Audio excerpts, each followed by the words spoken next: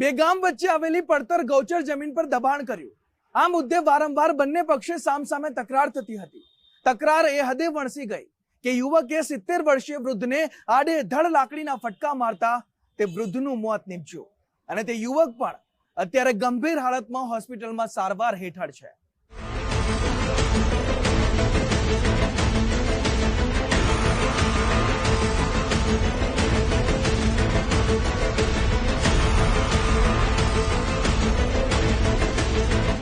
જમીન વિવાદ જીવલેણ બનવાના કિસ્સા ગ્રામ્ય વિસ્તારોમાં સતત વધતા જાય છે। અમરેલીના બાબરા તાલુકામાં પણ આવો એક ચોંકાવનારો બનાવ સામે આવ્યો। કોટડા પીડા ગામ અને કર્ણકી ગામ વચ્ચે આવેલા જૂના રસ્તા પર ડૂબમાં ગયેલી જમીનને લઈને વિવાદ વધારે વકર્યો। બાબરાના અંતરિયાળ કોટડા પીડા ગામે ગૌચરની જમીન બાબતે મારામારી થઈ। બે વ્યક્તિઓ વચ્ચે લાંબા સમયથી ગૌચર જમીનના અંગત વપરાશને લઈને વિવાદ ચાલતો હતો। મૃતક પોતાની વાડીમાંથી ઢોર લઈને કોટડા પીઢા ગામના અવાવરૂ રસ્તા તરફ જઈ રહ્યા હતા। આ સમયે પૂરના ડૂબમાં ગયેલી ગૌચરની જમીન પર ખેતીકામને લઈને વિવાદ વકર્યો। આ સમયે બંને પક્ષકારોએ એકબીજાને અપશબ્દો બોલતા વાતાવરણ અચાનક તંગ બની ગયું।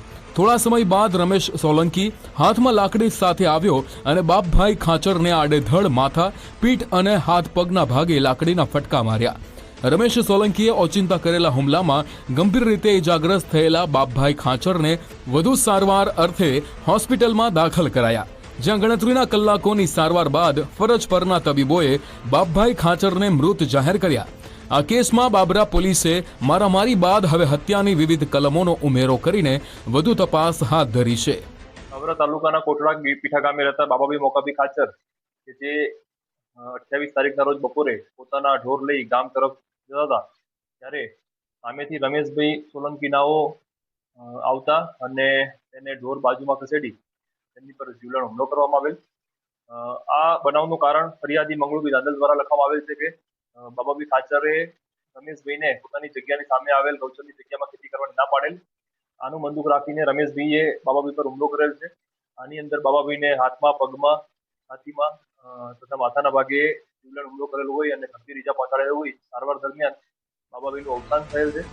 બાબરા તાલુકાના કોટડા પીઢા ગામે ગૌચરની જમીન બાબતે થયેલી જૂથ અથડામણમાં એક વૃદ્ધનું કરુણ મોત નિપજતા મૃતકના સ્વજનો અને ગ્રામજનોમાં જોરદાર આક્રોશ ફેલાયો છે।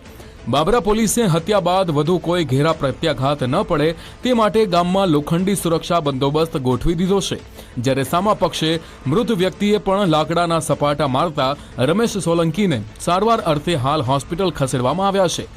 જો કે રમેશ સોલંકીની તબિયત સ્થિર હોવાનું જાણવા મળી રહ્યું છે। હોસ્પિટલમાં રજા મળ્યા બાદ પોલીસ રમેશ સોલંકીની કાયદેસર ધરપકડ કરી શકે છે। સામા પક્ષે રમેશભાઈને પણ માથાના ભાગે તથા પીઠના ભાગે ગંભીર ઈજા પહોંચતા તેમની પણ અત્યારે સારવાર ચાલુ છે અને તેમના દ્વારા પણ બાબાભાઈ વિરુદ્ધ બીએનએસ કલમ 109 એટલે કે જૂની આઈપીસી કલમ 307 ગુનો દાખલ કરવામાં આવેલ છે। રમેશભાઈના દ્વારા ફરિયાદ કરવામાં આવેલ છે કે ભોળાનાથના મંદિરે સેવા પૂજા કરતા હોય અને આ બાબતે એમને જવાની ના પાડતા આ બાબાભાઈ દ્વારા તેમને માર મારેલ છે અને આગળ તપાસ કાર્યવાહી ચાલુ છે। રાજકોટમાં 2 દિવસની સારવાર બાદ ઇજાગ્રસ્ત બાપભાઈ ખાચરનું મૃત્યુ નિપજ્યું છે। આ સમાચાર મળતા જ કોટડા પીઢા ગામમાં ચારે તરફ શોકની સાથે તંગદિલીનો માહોલ વ્યાપી ગયો છે। અમરેલીના વરિષ્ઠ પોલીસ અધિકારીઓની દેખરેખ હેઠળ બાબરા તાલુકાના પોલીસના જવાનોને મોટી સંખ્યામાં કોટડા પીઢા ગામમાં ખડકી દેવાયા છે। આ ઉપરાંત સ્થાનિક આગેવાનોને સાથે રાખીને શાંતિ જળવાઈ રહે તે માટે બંને પક્ષના યુવાનોને સમજાવવામાં આવી રહ્યા છે। જૈનિક સોજિત્રા, ગુજરાત ફર્સ્ટ, અમરેલી।